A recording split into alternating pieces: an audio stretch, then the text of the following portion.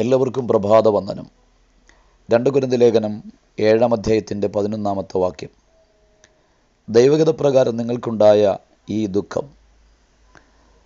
മനുഷ്യജീവിതത്തിൽ സംഭവിക്കുന്ന ദുഃഖങ്ങൾക്കെല്ലാം പല കാരണങ്ങളുണ്ട്. എന്നാൽ ഇവിടെ പരിശുദ്ധാത്മാവ് മനുഷ്യന് സംഭവിക്കുന്ന ദുഃഖത്തിൻ്റെ മറ്റൊരു മുഖത്തെ അവതരിപ്പിക്കുകയാണ്. ദൈവഹിതപ്രകാരം നിങ്ങൾക്കുണ്ടായ ദുഃഖം. പലപ്പോഴും നമ്മുടെ ജീവിതത്തിൽ ദൈവത്താൽ അനുവദനീയമായിരിക്കുന്ന ദുഃഖകരമായ സാഹചര്യങ്ങൾ സംജാതമാകുമെന്ന് ഈ വചനം നമുക്ക് പ്രബോധനം തരികയാണ്. പ്രിയമുള്ളവരെ, നിങ്ങളുടെ ജീവിതത്തിൽ കടന്നു വരുന്ന എല്ലാ ദുഃഖങ്ങളും പിശാച് സൃഷ്ടിക്കുന്നതോ മാനുഷികമായിരിക്കുന്ന നിലവാരങ്ങൾ വെളിപ്പെടുത്തുന്നതോ ആകണമെന്നില്ല. ചില ദുഃഖങ്ങൾ ദൈവത്താൽ അനുവദനീയമായി മാറാം. ഇയ്യോബിൻ്റെ ജീവിതത്തിലുണ്ടായ ദുഃഖം ദൈവത്തിൻ്റെ ഹിതപ്രകാരമാണ്. എന്തുകൊണ്ടെന്ന് ചോദിച്ചാൽ, സാത്താന്യ ശക്തിയുടെ അജണ്ടകളെ പരാജയപ്പെടുത്തുവാൻ ദൈവത്തിൻ്റെ ലാക്കാക്കി ദൈവം തൻ്റെ ദാസനെ മാറ്റി നിർത്തുകയായിരുന്നു.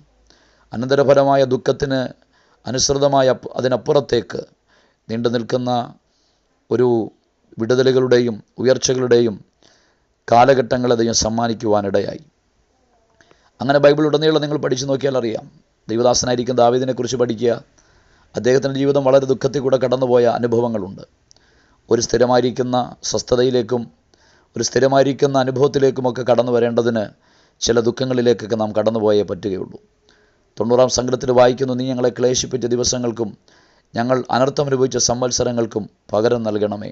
അവിടെയും ദൈവത്തിൻ്റെ അറിവോടെ സംഭവിക്കുന്ന ദുഃഖങ്ങളെക്കുറിച്ചും ക്ലേശങ്ങളെക്കുറിച്ചുമാണ് നമുക്ക് അറിവ് തരുന്നത്. പിറവിയിലെ കുരുടൻ്റെ ജീവിതാനുഭവങ്ങളെ നമുക്കറിയാം. അദ്ദേഹം അന്ധനായി മാറിയതിൻ്റെ പിന്നിൽ ദൈവത്തിൻ്റെ ഒരു പദ്ധതിക്ക് വേണ്ടി ദൈവം അദ്ദേഹത്തെ മാറ്റിയിട്ടിരുന്നു. ജീവിതാനുഭവങ്ങൾ പലപ്പോഴും അദ്ദേഹത്തെ ദുഃഖത്തിലൂടെ നടത്തി കൊണ്ടുവന്നിരിക്കാം. പല അനുഭവങ്ങളും ശൂന്യതകളും പരാശ്രയങ്ങളുമൊക്കെ അദ്ദേഹത്തിൻ്റെ ജീവിതത്തിലുണ്ടായിരിക്കാം. എന്നാൽ കാലഘട്ടങ്ങൾ കഴിഞ്ഞപ്പോൾ ദൈവമാക്കി വെച്ച ദൈവപ്രവൃത്തിയുടെ പ്രകടനങ്ങൾ ആ മനുഷ്യനിൽ വെളിപ്പെടുകയും ആ ദുഃഖത്തിൽ നിന്ന് പൂർണ്ണമായ അദ്ദേഹത്തെ പുറത്തു കൊണ്ടുവരികയും ചെയ്തു.